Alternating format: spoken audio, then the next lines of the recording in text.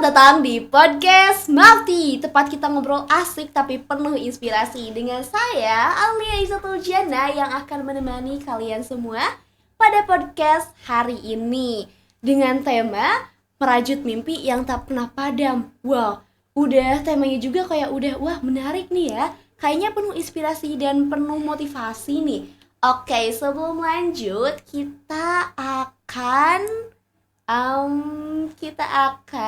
perkenalan dulu nih. Tapi sebelum itu katanya ada istilah ya kak. Tak kenal maka tak sayang maka tak cinta. Oh enggak. Tak sayang maka ya kenalan Taruh. dulu. Oke, silakan memperkenalkan dulu kakak. Perkenalkan, nama saya Nur Ida Media. Pada saat ini saya duduk di kelas 12, tepatnya di SMK Al-Mufti dengan jurusan Teknik Komputer dan Jaringan. Oke, teknik komputer Dan jaringan. Oke, kelas 12 nih ya. Sebentar Iya. lagi lulus nih. Aduh, gak siap, info loker dong. Info loker. Oke, kita lanjut ke pembahasan ya. Merajut mimpi yang tak pernah padam. Wah, menarik banget nih. Oke, apa ya? Apa sih mimpi atau cita-cita terbesar yang sedang kamu kejar saat ini? Sebelumnya kalau menurut aku, mimpi itu bukan suatu profesi atau mungkin hanya cita-cita. Menurut aku, mimpi itu sesuatu hal yang ingin kita dapatkan. Sesuatu hal yang ingin kita tuh bisa jadi seperti itu. Nah, kalau menurut aku mungkin ini agak berbeda seperti mimpi-mimpi kebanyakan orang. Kalau mimpi aku tersendiri itu, aku ingin memiliki sebuah keluarga yang harmonis, yang bahagia. Aku ingin menjadi seorang ibu yang baik. Oke. Mungkin itu. Seorang ibu yang baik. Wah, itu mimpi yang sangat mulia ya teman-teman. Pasti di sini sebagai perempuan kita pasti mempunyai mimpi yang besar itu. Dan sebagai seorang laki-laki juga mempunyai mimpi besar sebagai seorang suami yang Baik. betul. Dan juga ganteng. Enggak bersanda. Enggak dong guys. Nah, dari mana awalnya kamu terinspirasi punya mimpi itu? Kalau aku itu dari diri aku sendiri, dari keluarga, dari pengalaman, semua pengalaman yang ada di hidup aku. Entah itu dari keluarga, karena kan emang keluarga aku kurang ya gitu ya. Dari keluarga, pertemanan juga, pertemanan dan juga prestasi yang aku dapat. Itu yang membuat aku ingin memiliki mimpi seperti itu, karena menurut aku kehidupan aku beberapa tahun ke belakang itu mungkin cukup ya, mungkin kalau misalnya ada orang yang tahu mungkin ya seperti itu. Nah, setelah aku tahu kalau aku seperti itu, aku ingin improve, aku ingin berusaha memiliki kehidupan yang jauh lebih baik untuk kedepannya gitu. Oke. Jadi memperbaiki yang kemarin-kemarin dialami gitu ya. Nah, ya. Menjadi lebih baik lagi gitu. Untuk kedepannya. Waktu mulai mengejar mimpi, gimana tanggapan orang di sekitar kamu dan yang dukung atau malah yang ragu gitu? Ini sedikit cerita dulu. Jadi waktu dulu pas aku pertama kali ikut lomba, itu aku tuh sebenarnya dipaksa sama teman-teman aku ya. Jadi kamu ikut ya. Oke, siap. Itu tuh lomba cerita pendek kalau gak salah. Aku emang ya dari awal juga emang suka baca-baca dan juga bikin karang-karangan sedikit. Aku itu setelah bikin aku pakai karya aku sendiri ya. Setelah aku pakai karya aku sendiri, ternyata diumumin juara ketiga itu aku itu langsung kayak, serius nih aku menang. Kayak maksudnya aku di sekolah dulu tuh dikenal sebagai orang yang, maaf ya sebelumnya jangan dicontoh, suka bolos, nilai aku jelek semua, itu banyak lah kayak seperti itu. Tapi setelah aku tahu kalau misalkan aku bisa, aku menang loh ya, di sini aku menang juara 3, itu aku bahagia, aku bangga. Aku bukan menjadikan itu tuh kayak apa sih juara 3 gitu. Aku itu jadi motivasi. Ternyata aku tahu setelah aku dapet itu tuh ternyata aku punya skill, aku punya potensi. Nah dari situ aku terus improve diri aku terus asah skill aku mencari bakat-bakat yang lain seperti public speaking, membuat karangan-karangan atau mungkin yang lainnya Nah, dari situ aku jadi terus improve, berusaha untuk kedepannya agar menjadi lebih baik. Nah, awal pertama teman-teman aku tahu kalau aku menang, awalnya mereka kayak setelah nama aku diumumin aku kayak shock gitu ya, kayak, "Hah, serius nih aku menang?" Serius aku menang?" Kayak, mana mungkin sih seorang Ihda gitu. Ihda yang suka bolos, suka dapat nilai jelek tiba-tiba dapat juara gitu. Ya Allah, itu teman-teman kayak, "Iya, udah kamu menang. Iya, udah sana." Itu aku kayak ngerasa kok nggak di support ya, karena kok nggak di, "Oh, selamat ya, ya." Gitu. Nah, di situ aku jadiin itu motivasi. Iya, motivasi. Karena orang-orang teman aku dulu itu menolak aku sebagai orang yang seperti itu. Nah, setelah aku lulus aku terus improve. Nah, sampai sekarang aku nggak kenal sama teman-teman aku. Sama teman-teman SMP mungkin kalau misalkan lihat aku versi sekarang mungkin, sumpah masa sih si Ihda, si Lydia jadi duta siswa Jawa Barat loh. Jawa Barat itu gila, itu orang-orang keren semua dan aku bisa ada di situ, itu suatu Masya Allah sekali. Suatu kebanggaan. Kebanggaan banget karena dari keluarga tidak ada yang seperti itu dan hanya aku yang seperti itu. Aku merasa kayak alhamdulillah ya Allah, ternyata rezeki aku ternyata semulus ini, ya Allah, terima kasih gitu. Wah, keren ya. Nah, omong-omong tadi kan lomba ya. Untuk lomba pertama kali yang kamu ikutin itu lomba apa sih yang bisa merubah diri kamu untuk menjadi motivasi untuk seterusnya? Nah, sebelumnya tuh aku tuh emang dari kecil tuh suka nulis entah itu karangan seperti diary in school, live, entah apa aku tulis di situ. Nah, setelah teman-teman aku tahu kalau misalkan aku suka tulis-tulis kayak gitu, mereka suruh aku ikut lomba cerpen, itu cerita pendek. Nah, aku bikin cerita pendek, kalau gak salah itu bahayanya bermain game online. Oke. Nah, aku bikin cerita tentang bermain game online, bahayanya game online. Nah, itu. Oke, mantap ya. Perjalanannya emang dari yang mungkin bisa dibilang kurang gitu kan, tapi bisa improve gitu sampai menjadi Lydia sekarang sebagai duta siswa Provinsi Jawa Barat 2025. Itu udah keren sih. Oke, kita lanjut ya. Pernah gak sih ngerasa capek atau pingin nyerah gitu? Apa yang bikin kamu tetap semangat buat lanjut nih? Boleh sharing ke teman-teman ya. Kalau ditanya tentang pengen nyerah, kayaknya setiap ada masalah aku selalu pengen nyerah, karena menurut aku masalah aku ini bukan masalah yang bisa ditangani oleh seorang remaja. Entah dari keluarga, oke, kalau pertemanan oke gitu. Kalau dari keluarga itu benar-benar kayak, ini masalahnya Masya Allah sekali gitu. Kayaknya aku nggak bisa deh. Aku nggak bisa buat nanganin ini semua. Aku nggak bisa. Ketika aku pengen nyerah gitu, aku nggak mau.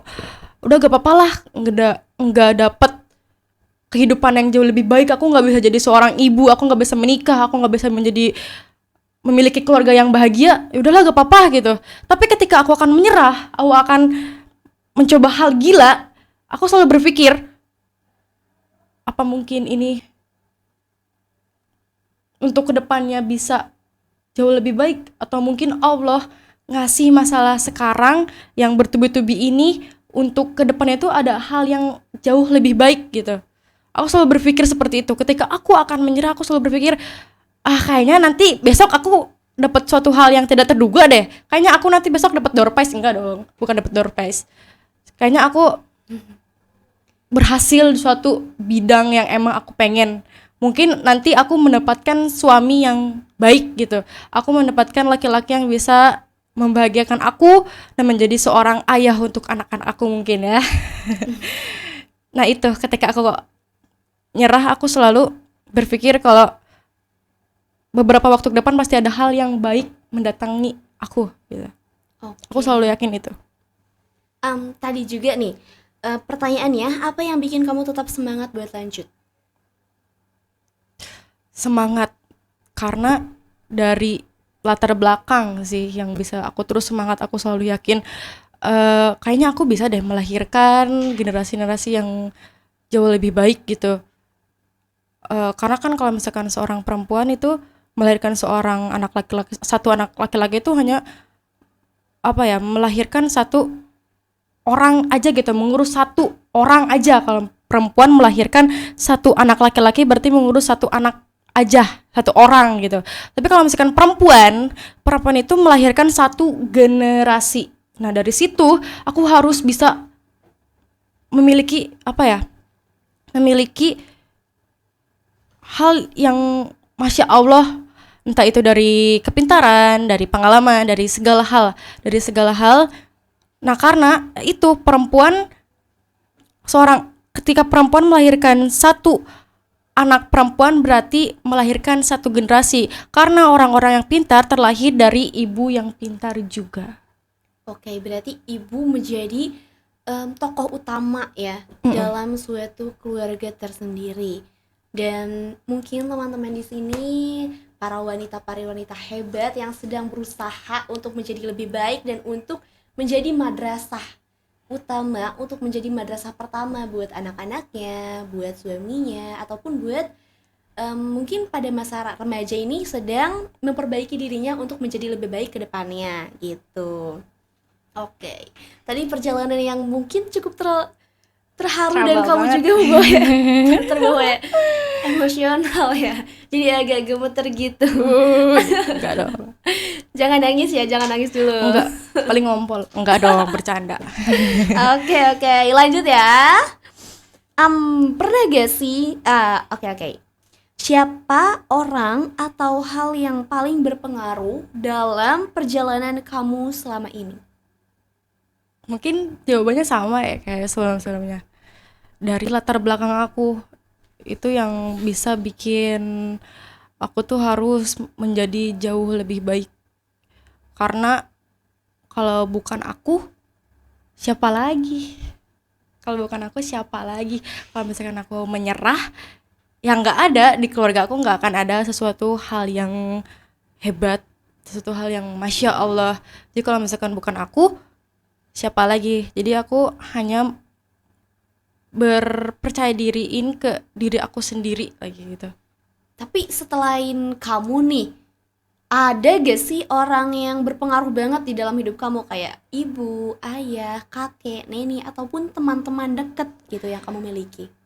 Karena kan pasti setiap orang itu kan berinteraksi sama orang lain kan gitu kan. Gak mungkin satu orang doang gitu. Apa? Ada gak?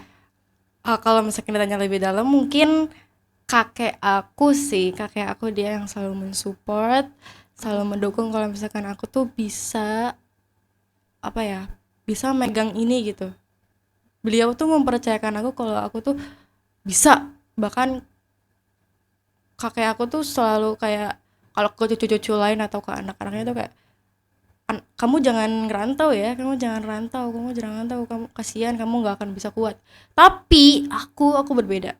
Justru kakek aku ini malah, kamu ke luar negeri aja, kamu kerja di luar negeri, kamu apa gitu. Bahkan aku waktu di SD juga aku itu serba sendiri, semua sendiri. Dan beliau mempercayakan aku. Bayangin seorang anak remaja yang belum tahu apa-apa, yang belum tahu harus ngapain di sana, aku ke sana sendiri, apa-apa sendiri. Dan itu beliau malah nggak khawatir.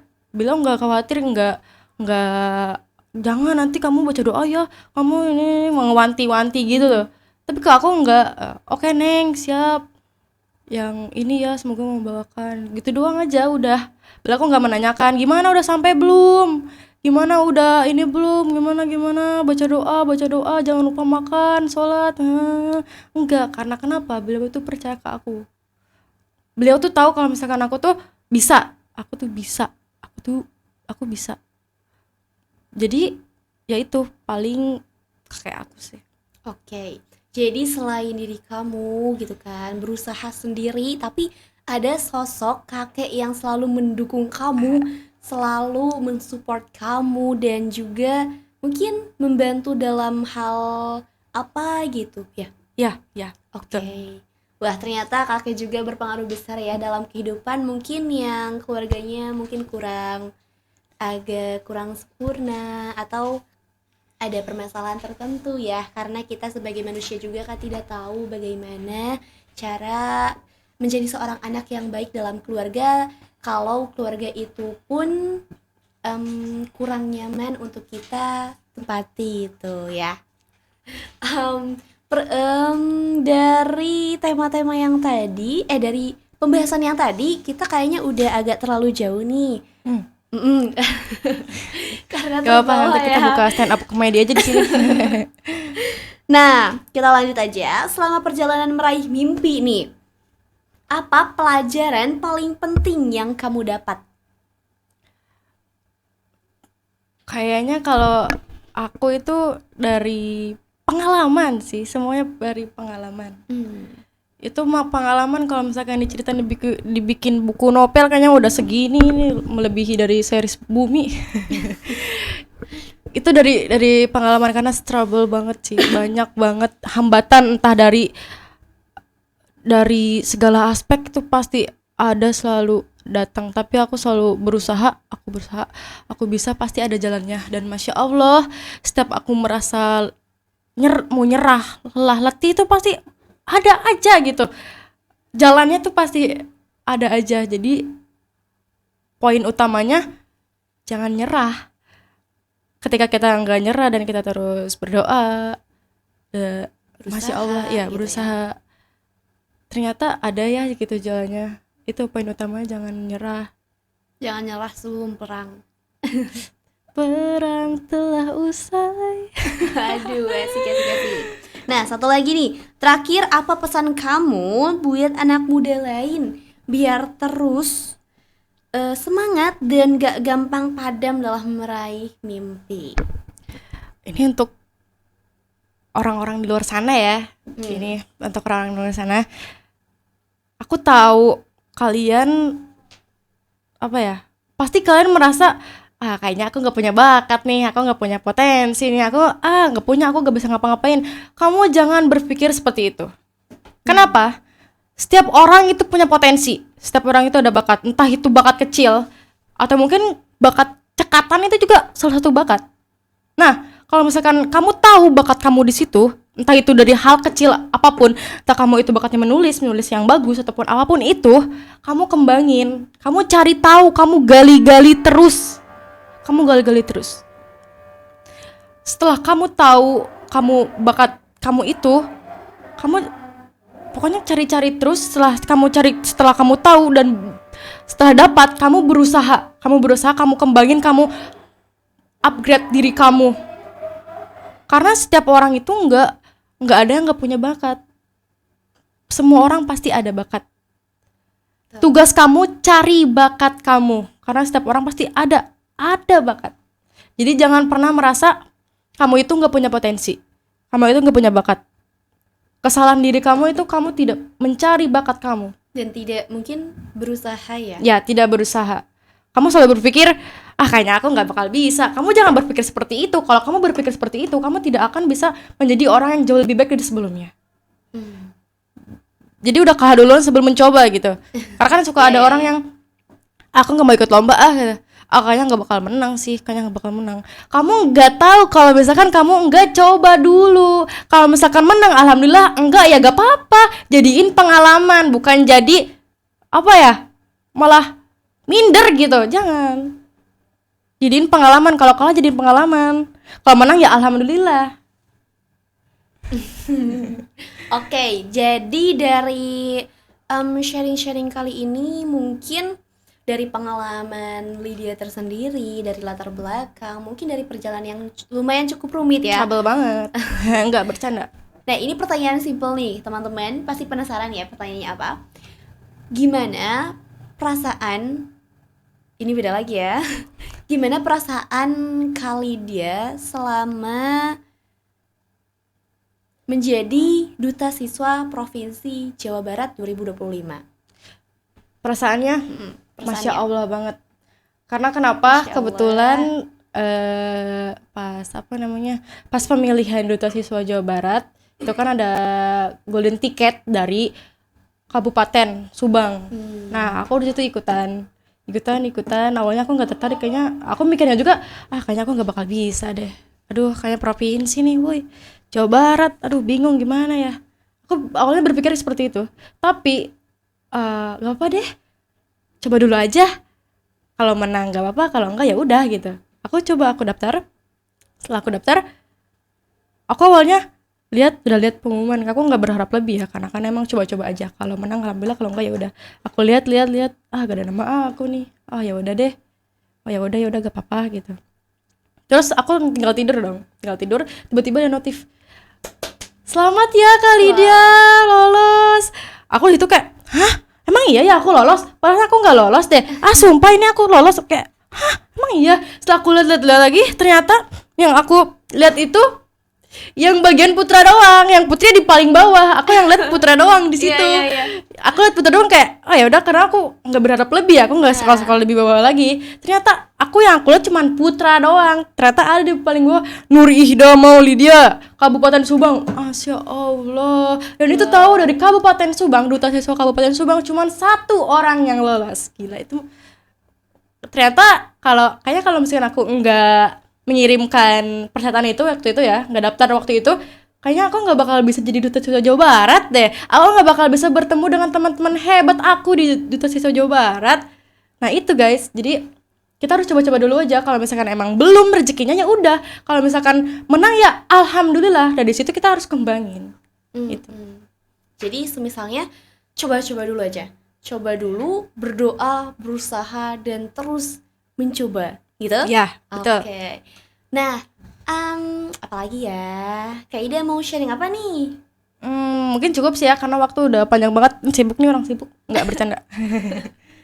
Oke, mungkin dicukupkan ya untuk sharing-sharing kita kali ini. Dan Kak, saya ucapan terima kasih kepada Kak Lydia dan teman-teman semuanya yang udah pantengin dari podcast episode pertama sampai episode kali ini. Tapi jangan lupa untuk follow, like, dan komen. Share juga ya. Subrek, nggak subscribe. Oh iya, jangan lupa follow my Instagram account, Ihda Maulidia. Oke, follow. Kalau nggak follow nanti nggak bercanda dong.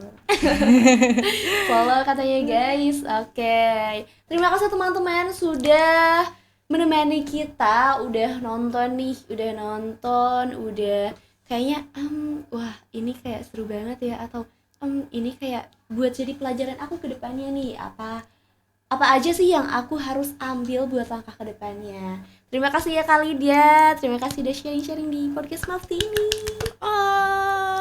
Terima kasih ya teman-teman, terima kasih. Jangan lupa nonton di podcast Mafti episode berikutnya. Bye-bye, assalamualaikum. Jadi ASMR nih.